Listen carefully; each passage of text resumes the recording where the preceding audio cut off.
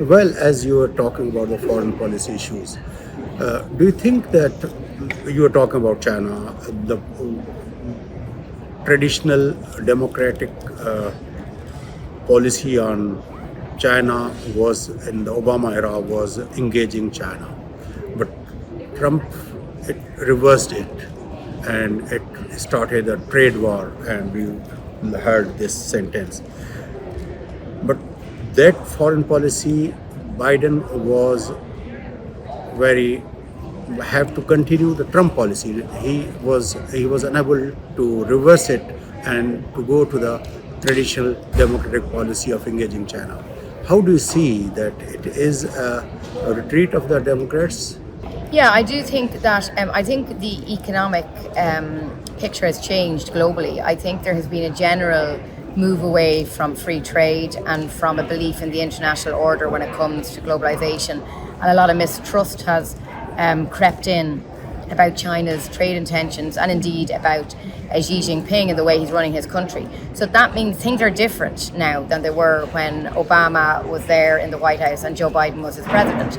China has changed, the world has changed, and I think Western economies' views on trade have changed, and I think Biden reflects that.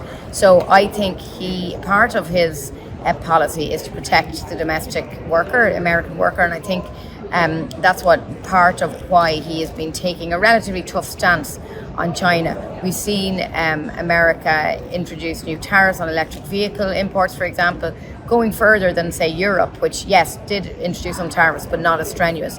So I think we're going to see quite an alignment and a continuation of the current China policy, no matter what happens in November's election.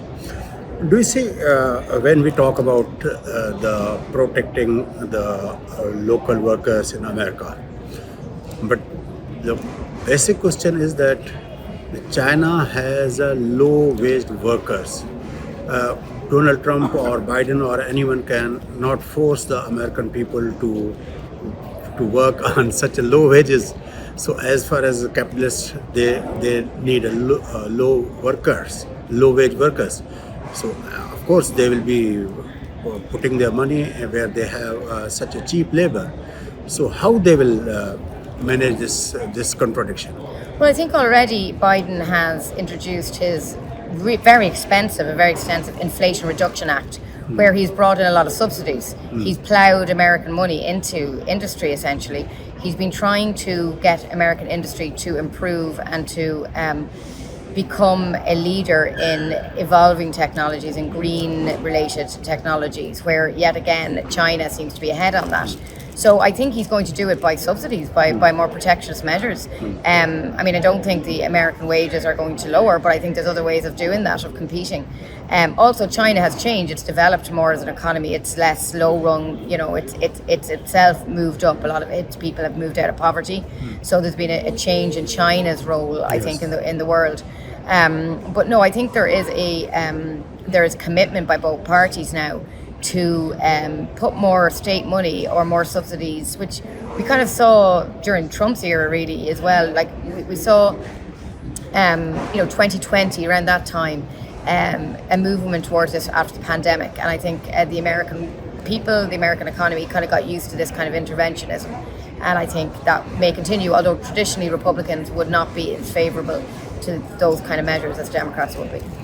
So you think if the Trump comes, he will continue with the Biden's policy of putting money for the blue-collar workers? Maybe not so much, but I think it's going to be difficult for him to move away from that, because even at this convention, we've seen him appeal to union workers. The head of the Teamsters Union addressed the Republican National Convention for the first time, which is remarkable in one sense because, Joe Biden himself, he launched his presidential campaign in 2020 in a union hall in Pittsburgh, in a Rust Belt state. He sees himself as somebody who's connected to the labor movement.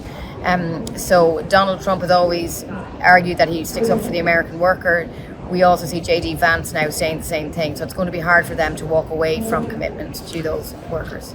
So now, as we are talking about the foreign policy, 4 countries around the world are considered as excess of evils: Putin's Russia, Xi Jinping's China, Iran and North Korea. Do you think that this alliance, the policy of both the parties have any difference on these four countries? Well, I think certainly in North Korea there's a difference. During the Donald Trump presidency, I was a reporter here in Washington, and he obviously pursued a policy of engagement with Kim Jong-un. So let's see if he resumes that if he wins in November.